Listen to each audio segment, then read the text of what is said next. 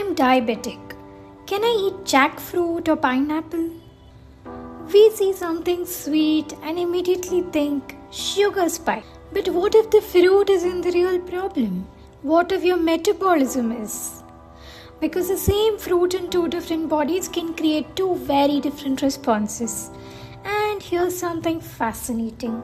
There's a tiny bird that survives almost entirely on nectar, basically liquid sugar.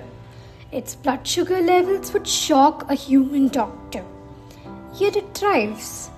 So maybe the better question isn't, is this fruit bad? Maybe it's, how's my body designed to handle it?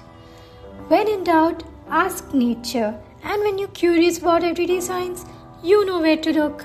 biodiaries.com